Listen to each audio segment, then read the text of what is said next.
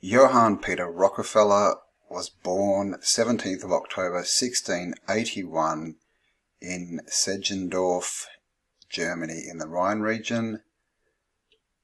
He was married twice, had 8 children, and he was the first Rockefeller to move to America and the New World. Johann and his family immigrated from Germany to Philadelphia on the 9th of March 1722, and Johann died in Amwell, Hunterdon County, New Jersey, somewhere between 1763 and 1766, and he does have a tombstone which was erected by his great-great-great-grandson, I believe, who is J.D. Rockefeller, John Davison Rockefeller, and the inscription says, "In the memory of Johann Peter Rockefeller, who came from Germany about the year 1723, died in 1763. He gave this land for a burial place for his family, its descendants, and his neighbours. This monument erected in 1906 by John Davison Rockefeller, a direct descendant."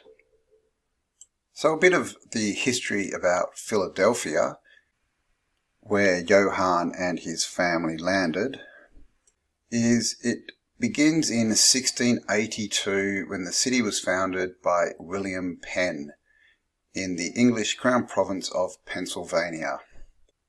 Before then, the area was inhabited by the Lenape or Delaware Indians and Swedish settlers who had arrived in the area in the early 1600s.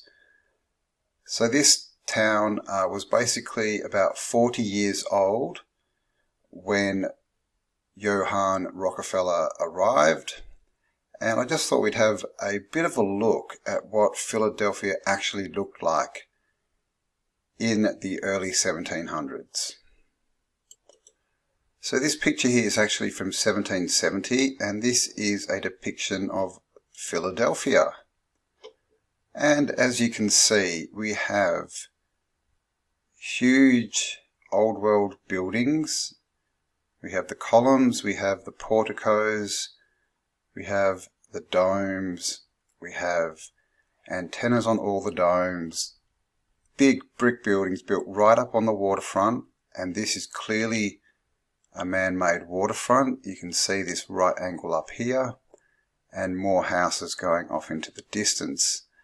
So this is 1770. This is around about, well, just under 100 years after Philadelphia was found by William Penn, and they tell us, the mainstream narrative tells us that when he turned up, there were only uncivilized Indians there who basically had no architecture like this. They had no infrastructure. It was just open plains and forest is what they tell us.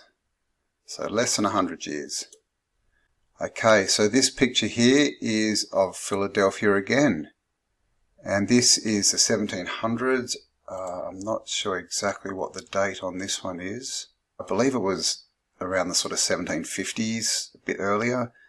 And again, you can see this depiction, and look at how built up this is across here. It's just completely built out with huge towers and spires everywhere and big, and you can see from the perspective, these in the front, these are big buildings. These are like 1, 2, 3, 4, 5 stories high. Imagine how tall this is. And then in the foreground we just have all these sailboats. So what is really going on here? Description of the situation, harbour, and the city and port of Philadelphia. And down here we have the State House, and as you can see, this has windows that go into the ground and stairs that go up to the front door, suggesting that there is a bit more of this building under the ground. And look at this wall. This looks, very much like what we see, what we're told is castle type walls. with all these turrets along it, are clearly made of stone, and it also is reminiscent of what is called a star fort. And this is all supposed to have been built by the settlers in a new land with no industry, all under 100 years to get this, build all this out. Here is another picture. This is Arch Street, Pennsylvania. This is the church. And as you can see, this is again back in the 1700s. And this is a 2-story building. This is a 3-story building, 4-story. There's a window up there. All brick buildings all down the road. And this huge cathedral spire. And on this side of the road, you'll see we have steps going up to the front doors on all these houses. And you'll see there's a window down here that goes into the ground. And, we've got lights on the street. We've got bollards up and down the road, cobblestone roads. All, they tell us, built by the colonists in under 100 years. Here's another picture. And this is, we can see the type of technology they had. They had horse and carts. But in the background we have these huge, magnificent buildings.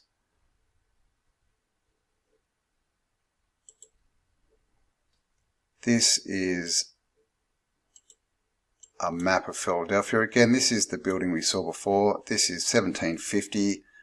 So this is less than 100 years. It was founded 1668, I believe the date was. 1660s anyway. Oh, actually, yeah, so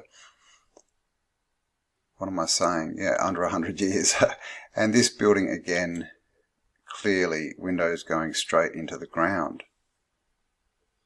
Who would build a building with windows going into the ground? And if we look down here, this is a map of the area, and you'll just see, this is 1750. Look at all the towns. Look how many towns there are here. This is Philadelphia, and you can see it's already full of buildings, but look at all these towns everywhere around, and look how they're drawn, how they've got big spires on a lot of them everywhere. So this, like I said, under 100 years after this area was found, towns everywhere, huge buildings, and they seem to be sunken into the ground. Here's another picture. This is early 1700s, and again, it's the same thing. The same buildings are there, just huge spires everywhere, big brick buildings. And this one you can see again that the shoreline here is completely man-made into a big, docks, wharfs, things like that, but completely man-made, like the whole edge of it. And as we saw in that previous picture, it's all made of stone. And here's another one. Same thing. Big brick buildings everywhere. Spires, domes. But on the ground we just have horse and carts, people riding horses. Not sure what the road is here. A lot of these roads are mud or dirt. In that one photo we saw we had cobblestone. But look, big 3-4 story brick buildings. Brand new colony. Less than 100 years. They turned up. There was no industry. They tell us there was nothing there. And you can see these buildings go all the way down the street. So Johann and his family were in the USA, and he became a landowner and a plantation owner. He ran some plantations, and he did quite well, and he had a son called William. And William Rockefeller, there's not too much on what he did. He was obviously in the USA. Then had a son called Godfrey. And Godfrey was a farmer as well, a landowner and a businessman, but he wasn't very good. He's described as a failed businessman. And basically he had to move around quite a bit because of failed businesses. And it says between 1832 and 1834, Godfrey and his family had to move west. There are various reasons given, but one account is that Godfrey and several neighbours lost their land in a title dispute. Another one is that he traded his farm for another farm, but that's interesting that he may have lost his land in a title dispute back in the 1830s. So the question is, who was the dispute with? This is, still fairly new land, lots of it. So yeah, was this some people that were already there disputing that was actually their land? And our man Godfrey had a son called another William Avery. And William Avery Rockefeller was known as Devil Bill.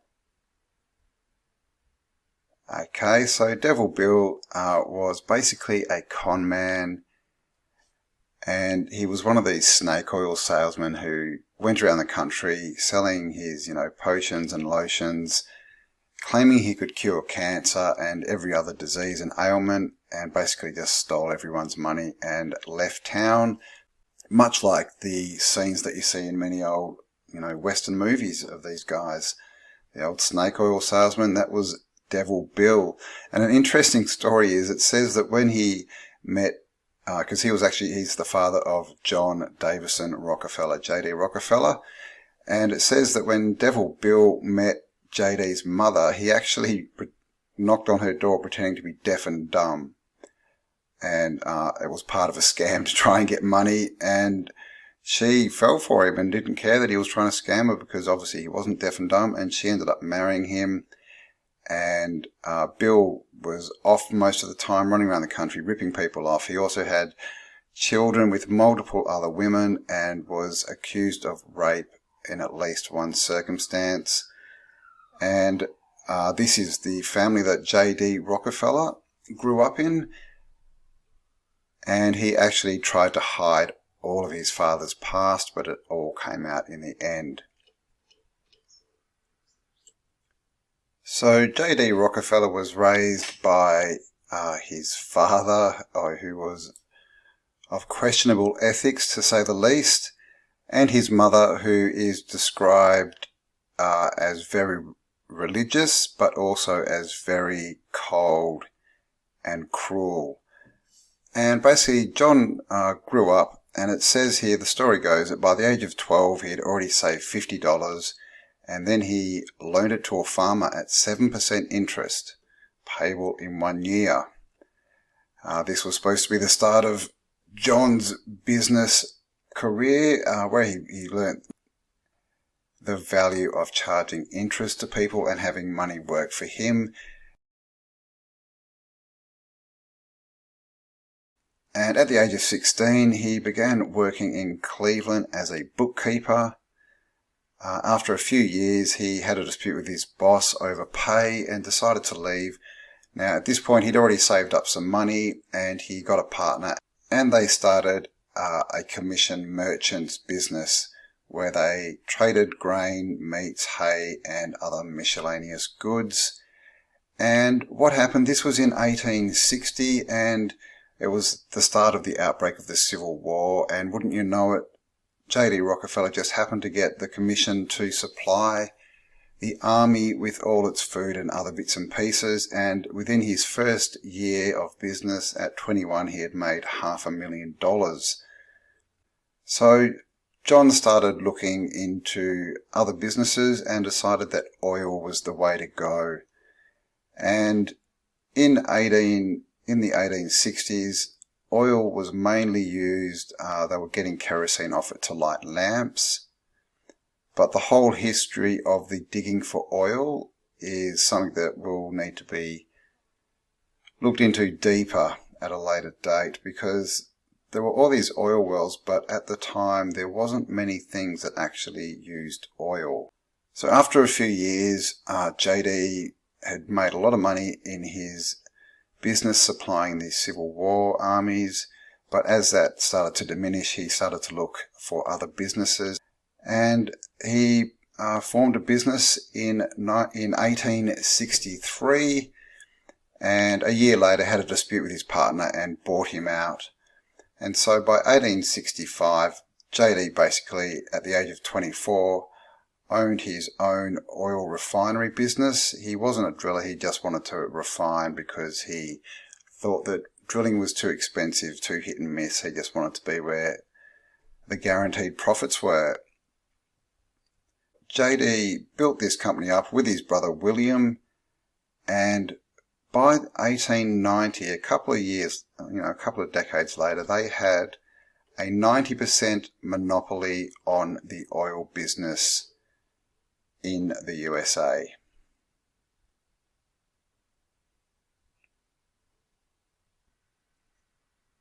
And so what John was doing, he was actually buying up all the competition. He was also buying up all, the transportation, all the related industries, so that he controlled the full supply line basically, and had no competition, so he could completely control the market as a monopoly, which of course is illegal. Now he did this using trusts. Basically they introduced trusts, and this is where it all started, all these, the beginning of trust law. And what they were doing was putting everything under, like using a trust as an umbrella, so that it was really a tax dodge and all this kind of stuff to say that, the owners didn't really own everything and it was all a company. And that way, it didn't really look like one person owned all of these different businesses. But by 1890, it had become very obvious that this was all being controlled by John Rockefeller, and US Congress actually passed the Sherman Antitrust Act, which was the first federal legislation prohibiting trusts and combinations that restrain trade. 2 years later, the Ohio Supreme Court dissolved the Standard Oil Trust. However, the business within the trust soon became part of Standard Oil of New Jersey, which functioned as a holding company. And in 1911, after years of litigation, the US Supreme Court ruled Standard Oil of New Jersey was in violation of antitrust laws and forced it to dismantle. It was broken up into more than 30 individual companies. So what happened there is basically he was doing a huge dodgy, very unethical. And when you look into John Rockefeller, so many people say that he was such a religious man and so ethical and so nice, and he had all these, he was such a philanthropist and he had all these things that he gave money to. But the truth is he wasn't. And you can see straight here that he had a monopoly. He was told to dismantle it. He didn't. He basically swindled and used the law to restructure his businesses and trusts and the way that they were set up and his contracts, etc., to make it look like it was broken up. And he ran it for another 20 years like that before the Supreme Court finally broke it up into 30 different companies. And at that point, John pretty much disappeared. And so J.D. Rockefeller, basically after the 1890s, after the first court, when they broke up the company, he went into retirement, even though he was still running the company, and spent most of his time with Andrew Carnegie, who was another Gilded Age tycoon. He made his money from the steel industry, and together the both of them basically started many, many foundations. And Rockefeller himself is reported to have given over $500 million to his various foundations, which include the establishment of the University of Chicago and the Rockefeller Institute for Medical Research. So why is this all relevant? Philanthropy and the Rockefeller Foundation. So J.D. Rockefeller was now the richest person in the US, and he had retired from public office basically because of all the scandals that had happened with him trying to monopolize the oil industry, which was of course a standard practice back in the day with the robber barons, who we are told are people that just turned up. They all started off with nothing, and literally within a decade they all controlled like an entire industry. So we had like the railway industry and steel, which was Carnegie. We had oil, which was Rockefeller. Then we had lots of other people involved in things like steamboats and other transportation, buildings, real estate, all the kind of stuff that you would find if you turned up to a civilization that had been wiped out by something, and you found all the remnants and all of their machinery and things like train tracks already in the ground, because we see all these photos of people unearthing railway tracks. So what was JD to do with all his money? Well, he retired from public life. It was around 1900. So the story goes that JD's interest in philanthropy began in 1904, and it was influenced by Ida Tarbell's book published about the crimes of Standard Oil. And it says that his initial idea to set up a large-scale foundation occurred in 1901, but it was not until 1906 that his famous advisor, Frederick Taylor Gates, seriously revived the idea, saying that Rockefeller needed to give away his money, otherwise his inheritors would become intoxicated with power. But it also goes into, one of the main reasons JD wanted to do this is because he had such a bad public image because of the way that he treated people. He was basically the richest person in the US, and he treated his workers extremely badly, gave them very bad working conditions and very poor pay.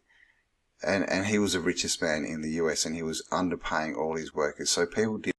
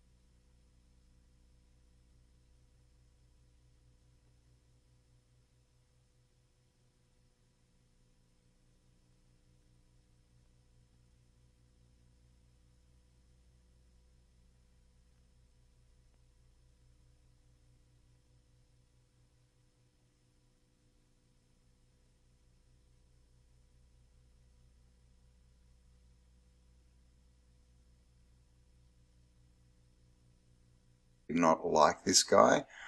And so really all this philanthropy stuff that he got into, philanthropy, it was all, to start with, it was all centered around his public image. And there were movies made of him. There were all these media events held, and they got papers out to write up stories about him. And he went out, and he was the one who started the whole kissing baby things. And he used to walk around, and they had brought all kids in and made him look all grandfatherly. And he was really one of the first people to use the media to, for personal image, to really create a media image. And it worked. And by the time he died, people, thought of him as this, great philanthropist person who sort of spent his life working, for the rest of the human population, which is really far from the truth. Because, like I said, he really got into this to change his public image. But then we look at what he actually started giving money to, and where we are now, we can start to get a bit of a better picture. So it says the first secretary of the foundation was Jerome Davis Green, the former secretary of Harvard University.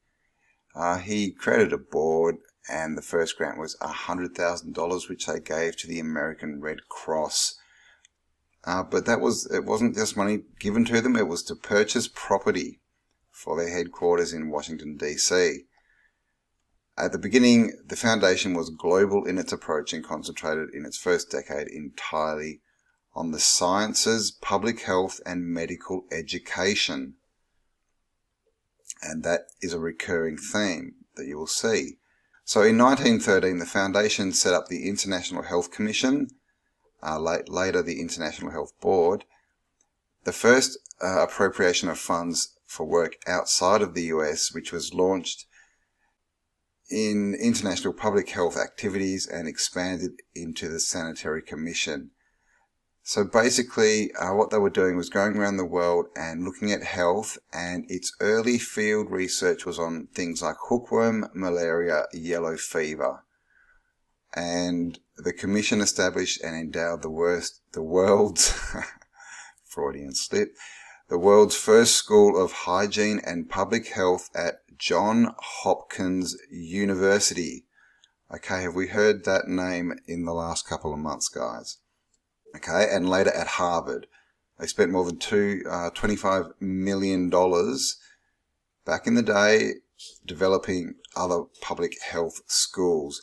Okay, so what was happening? He was creating all these things. As you can see, back in the early 1900s, they were already going into third world countries, developing nations as they're called now, and looking for things like malaria, yellow fever, and what came out of that? Vaccines. Okay, this was 100 years ago.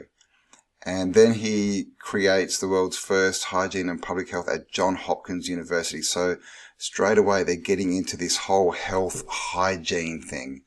And Rockefeller actually started and funded the first, the first medical schools that were recognized lawfully, legally. Is that right? So, the first medical doctors, the places where you could go and get a doctorate in medicine, that was all J.D. Rockefeller. And what he did is he basically trashed out all the herbalists and all the, the traditional herbalists and healers, and basically put a media campaign out saying they were all, like witch doctors and practicing things that didn't work and they were harming people. Of course, it was all false.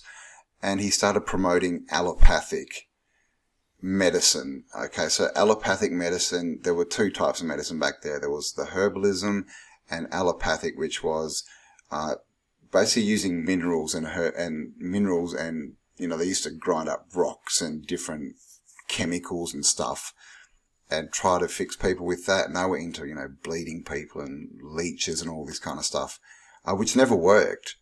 And that is the foundation of what we have today. The Western medical system that we have today is directly straight from allopathy. It's allopathic medicine. It's still called that. And so this is what happened. He basically used all his money to fund allopathic medicine, where he could get in there and patent things, because you see, with herbalism you can't patent a plant, and if people find out what plants to use, they can go and grow them. There's no money in it. People just get well, by what the earth gives them. But with allopathic, because he's making up his tinctures and potions, he can then patent them and make lots of money. Hence the start of Big Pharma. Okay, some other things that his money went into. The Department of Industrial Relations. So he was also big into, the law and getting in there and making sure that everyone who didn't have the right, education, the right letters behind their name, wasn't allowed to practice. And that's how he got rid of a lot of industries. And it was devastating for all the people obviously in those industries, and he just funded and pushed his own agenda forward. In psychiatry, during the late 1920s, the Rockefeller Foundation created the Medical Sciences Division, which emerged from the former Division of Medical Education. The division was led by Dr. Richard M. Pierce until his death in 1930. During this period, the Division of Medical Sciences was known for making large contributions to research across several fields of psychiatry. The 1930s was one of the most prominent decades in Rockefeller Foundation philanthropy to psychiatric research at the foundation. They set a goal to find, train and encourage scholars for research and practice. So what does that say to you? They set a goal to find, train and encourage scholars for research and practice. So what they're saying there is they were setting up the industry of psychiatry. Before this, there were no psychiatrists. This is why they went out to find and train people and scholarly people, so they could, say, well, this is a smart person with letters behind their name. Listen to them, talking about psychiatry now, and he funded that all. Social sciences, through the Laura Spelman Rockefeller Memorial, established in 1918, the Rockefeller fortune was one of the first directed to supporting research by social scientists. Social engineering, anyone? During its first few years of work, the LSRM awarded funds primarily to social workers, and its funding decisions guided primarily by Junior, which is Rockefeller Jr. In 1922, Beardsley Rummy was hired to direct it, and he most decisively shifted the focus of Rockefeller philanthropy into the social sciences, stimulating the founding of university research centers and creating the Social Science Research Council.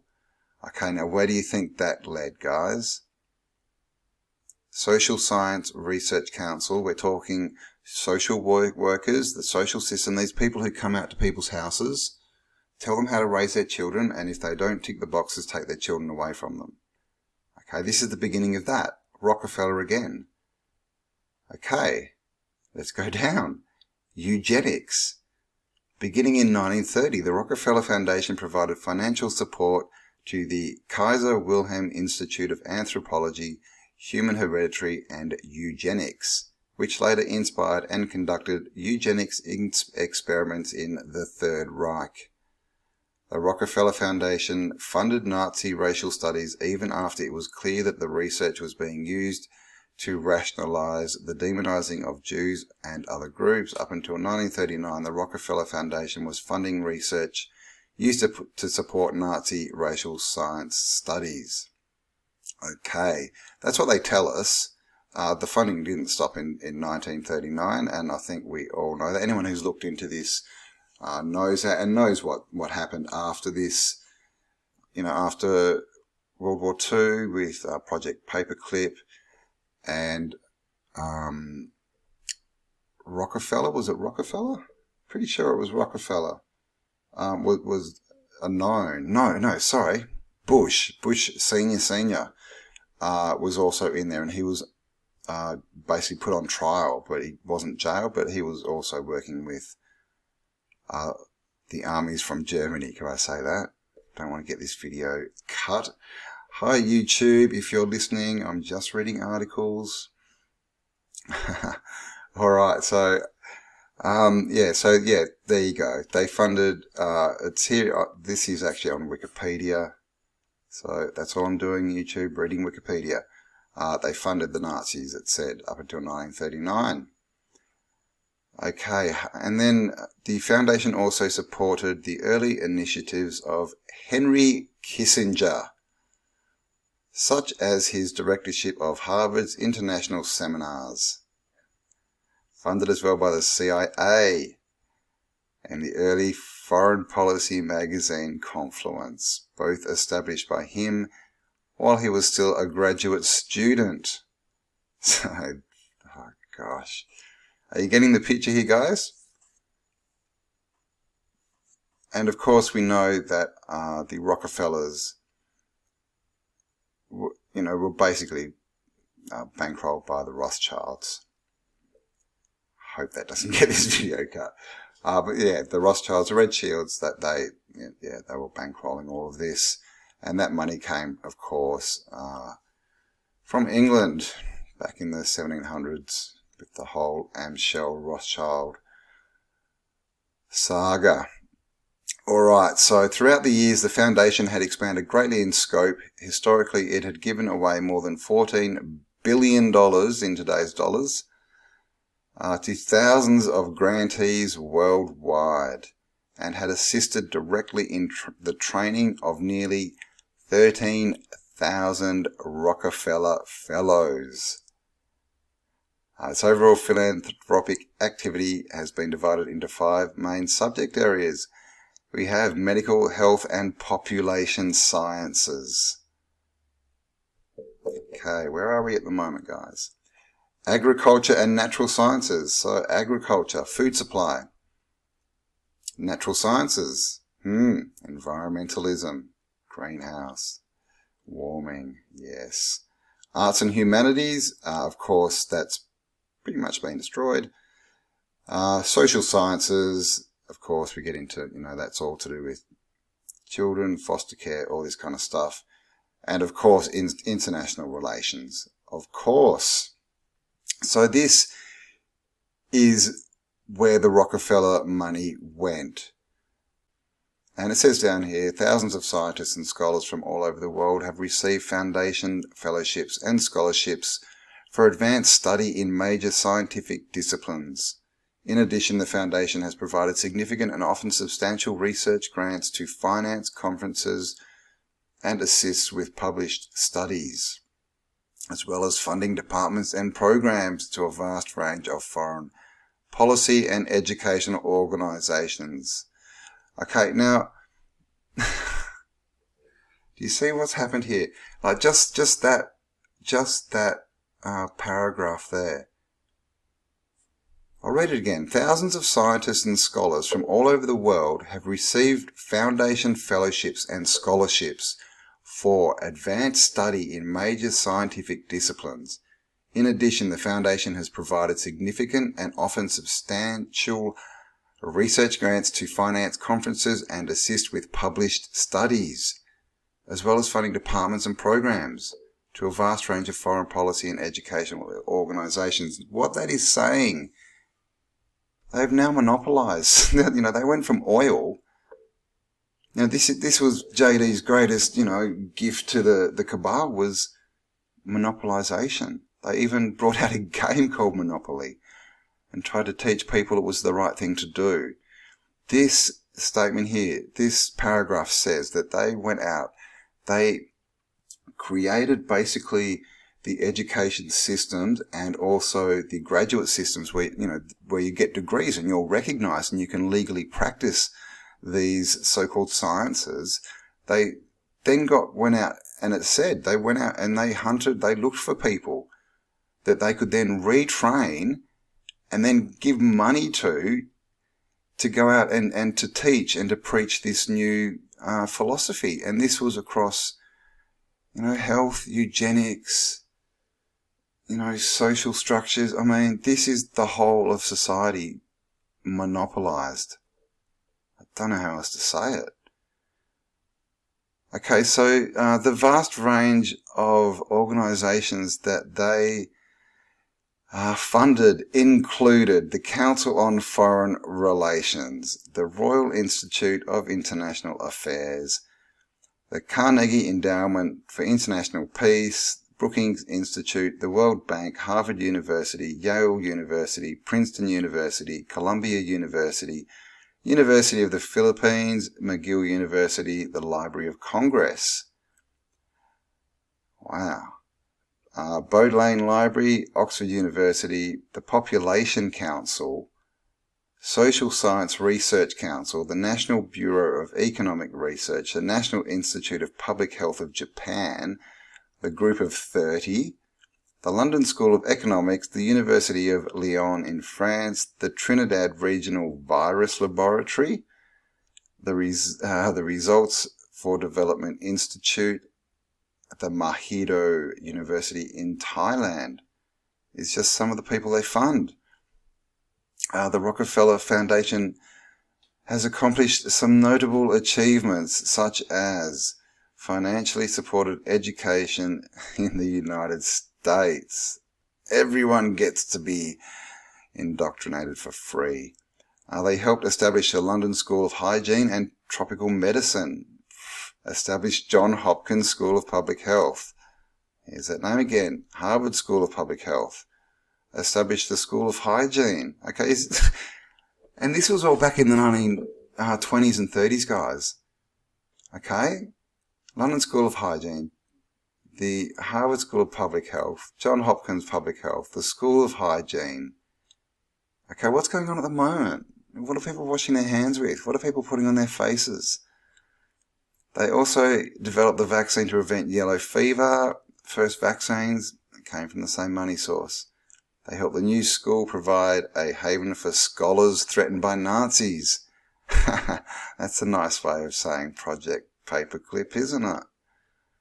The foundation also funded several infamous projects, various German eugenics programs, the construction of the Kaiser Wilhelm Institute for Brain Research, and an experiment conducted by the Vanderbilt University in the 40s where they gave 800 pregnant women radioactive iron in pills without their consent. Nice. It was established that 3 children had died from that experiment.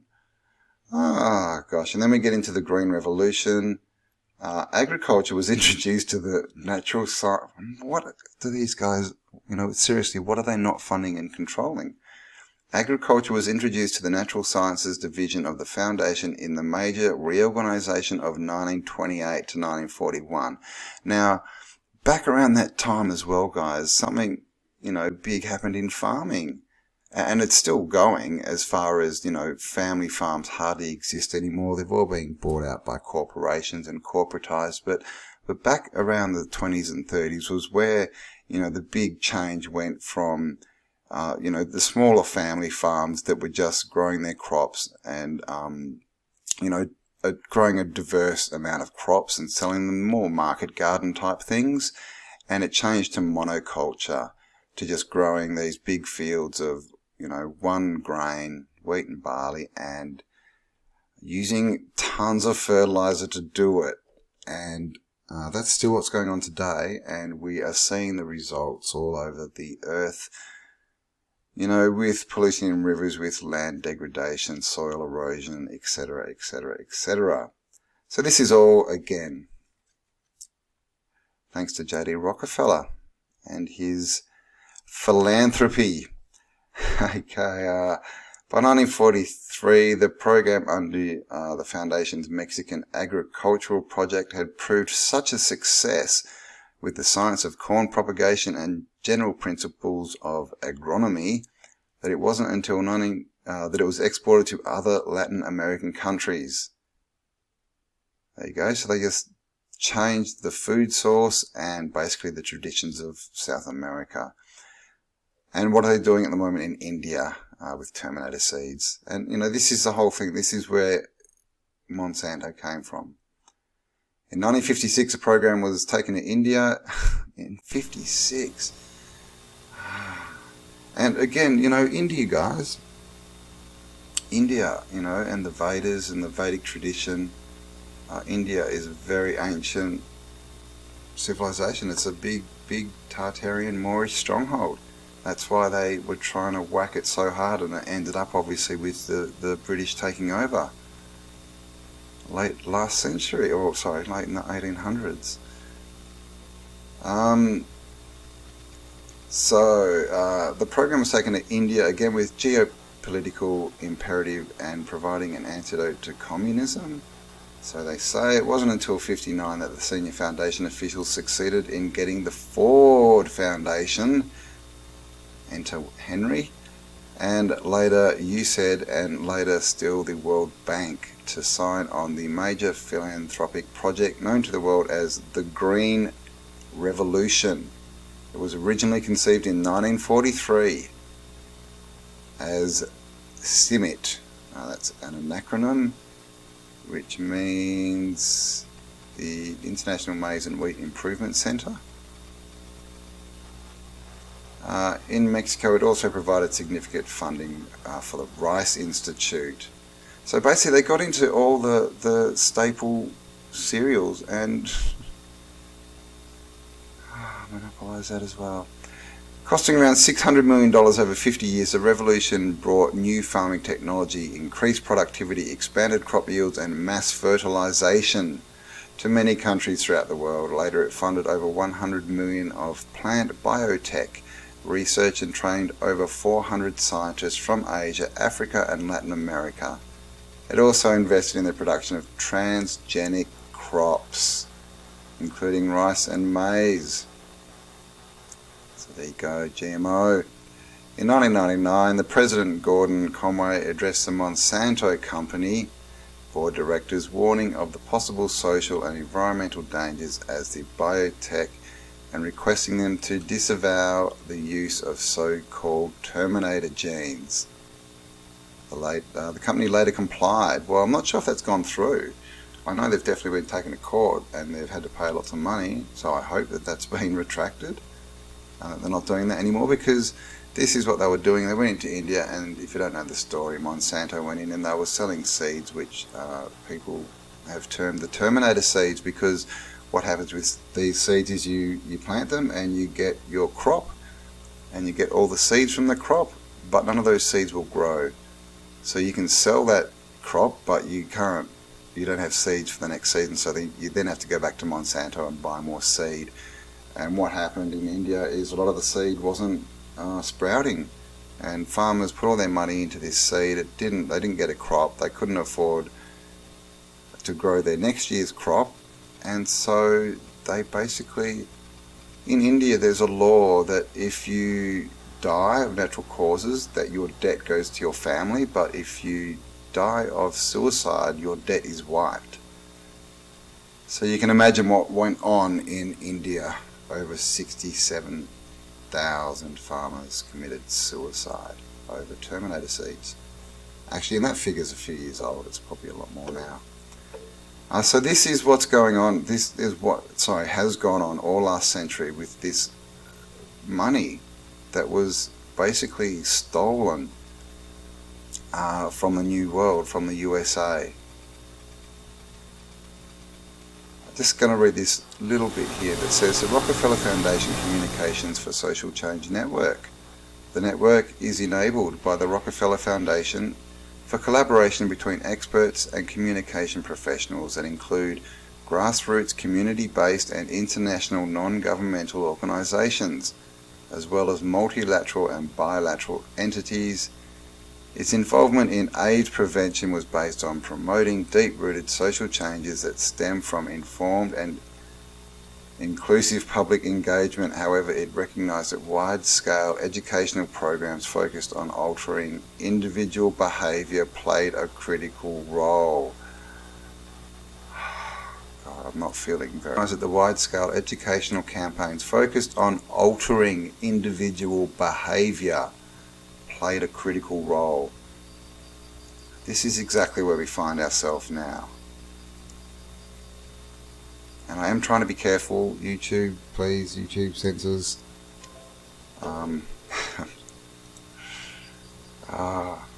Gosh. The strategy and principles linked with the network are listed below. Sustainability of social change is more likely if the individuals and communities most affected own the process and content of communication. What does that mean? Get people emotionally involved. Communication for social change should be empowering, horizontal versus top-down. Give a voice to the previously unheard members of the community and be biased towards local content and ownership. So there's a lot of doublespeak going on in here. And you know, this is one way to change a community, especially a community that's, you know, having struggles, you know, is developing. If you go in and you offer some of those people, you know, education and money and a better lifestyle and prominence in the community, and all they have to do is you know, tell the community what you want them to, but then how easy is it? But you see, what they do is that they don't go in and say, hey, here's $20, go and tell the community this. They indoctrinate these people with degrees, right? Degrees. How many degrees? 33. With degrees, they make them think that they're these educated people that are really smart, and so these people really think that they're going out and helping their communities, but you know, they've been tricked. And then it goes down here, emphasis should shift from persuasion and the transmission of information from outside technical experts to dialogue, debate and negotiations on issues that resonate with members of the community, which is, emphasis on outcomes should go beyond individual behaviour to social norms, policies, cultural and supporting environments. I'm not sure if you can see what I'm saying, but and this is exactly what's happening right now. They go in, they get people emotionally attached to different causes, to different things that are going on. They put out their information that everybody reacts to, and by doing this, they can then get their view of the situation put out en masse to a community, but by the community. So they're not going to, at this point, even if you're not watching the news and the MSN, you're still hearing this message because it's now being parroted by the community itself. Okay, and that is the Rockefeller Foundation Communication for Social Change Network. Now they say it right there, social change. Whose change? Who decided this change? Where's this change going? And there's a lot more. there's a lot more, guys. But this is, we're sort of getting on to that over an hour now. So as part two, I just really wanted to point this out, that this is what's happened is, a lot of this goes back to the founding of the USA, and I do mean founding. They found it, and all these buildings were found. That's why they're all mud flooded. All these industries were found. That's why we had oil before we really had anything to run oil that we needed oil for. There was all this machinery to get oil, but nothing that it was needed for. At the very start, they were distilling it down to kerosene and things. So it doesn't make sense, it doesn't make sense at all. All these, the trains and the train tracks, the amount of iron and stuff, and the workers, there's not a lot of foundries, you don't hear about them. I do need to look into that further, definitely. But this is the thing, they've turned up on a continent that's been covered in another civilization, all there. All the tech was there, all the industry was all there, and it just needed to be dug out and worked out. And so the people with the money who were funded did that, and they turned them into their own monopolies, sold the found tech back to the people, and with that money have then built up their own society and controlled the direction of that society for the last 100+ years. And that's the story in short. That's pretty much the last 200 years. Destruction of civilizations and societies through some kind of event, natural or man-made, and then the usurpers coming along and finding their treasure, right? X marks the spot, digging it all out, claiming it as their own, renovating everything, and crowning themselves as king of the world. And here we find ourselves in 2020, and basically I wanted to make this second part talking about this because this is where we find ourselves right now. This is all culminating in front of our eyes. All this that the Rockefellers started back in the 1880s. So there you go, guys. What I'd like to say is, it looks bad, but we've won, guys. This is all coming out. It's all being exposed. It's all there. People are waking up faster than ever. So I don't want this to be a downer. I don't want you to think, oh my God, we're stuffed. They've just got control of everything, because what they can control is constructs and boxes. They cannot control the human mind, the human imagination. We will always prevail. We always have, and we always will. And this has only been a couple of 100 years, as the research is telling us, and we've already, exposed everything. And look at how much work they put in to try and control us, and we've exposed them all in like a decade. So we've won. You know, they're in their death throes. They're just sinking fast and just trying to keep their head above water, which they can't. So it is all good, guys. It is all good. So I hope you enjoyed that. Part 3 shouldn't be as long. This one took a while. I was just trying to get the story and how I wanted to get it together. It was a bit hard, but hopefully it came together well, made some sense, and you got something from that. Please like, share, comment, hit the bell so you can see my regular uploads. And of course, if you want to support this channel, there are links below. There's merchandise with autodidactic t-shirts. There's also a Patreon link, and Patrons do get extra content as well I'm putting up there at the moment, and they get early viewing. So my weekly video that I'm putting up every Wednesday is going to be put up 2 weeks earlier for Patreons. Alright guys, thanks for spending some time with me. I really do hope you have a fantastic day, and I'll catch you on the next upload. Bye for now.